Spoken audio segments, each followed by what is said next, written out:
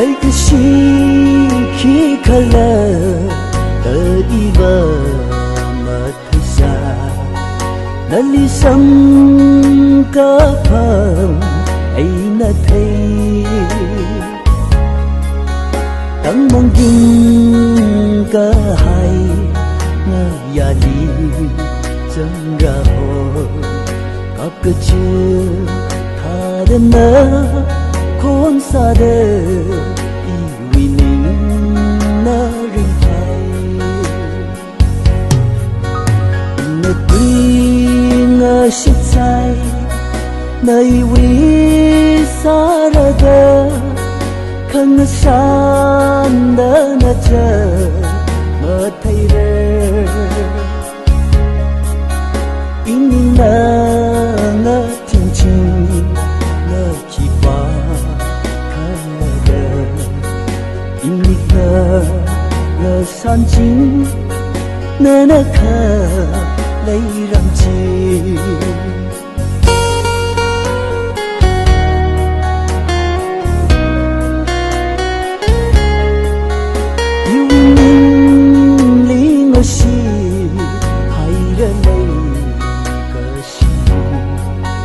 măng cháy lưới mà ra ốc thủy ly phóng sốc xa mà rơ y quy bằng xa mà lây y quy lây cờ sĩ mi ta lây ốc rung ly khá ngạc thùng ingat shit sai nay vi sarada khăng san đã na chờ mà thay đời in na ngỡ chinh chinh ngỡ chỉ qua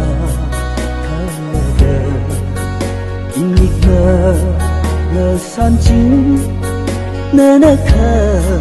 lấy làm chi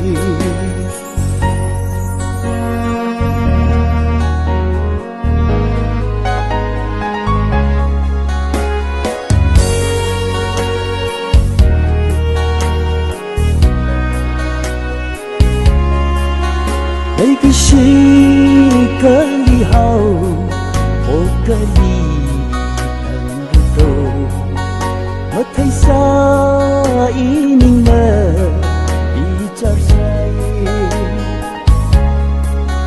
khi ta phơ lưng là mà lấy cái gì cơ hội nó không cơ xa nơi ý những chim bi hai mà sẽ lấy cái gì nè tuy ngờ shit sai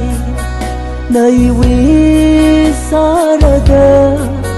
khăng san đã na chờ mà thay đời in na ngỡ chinh chinh ngỡ chỉ qua khăng đời in ngỡ san chính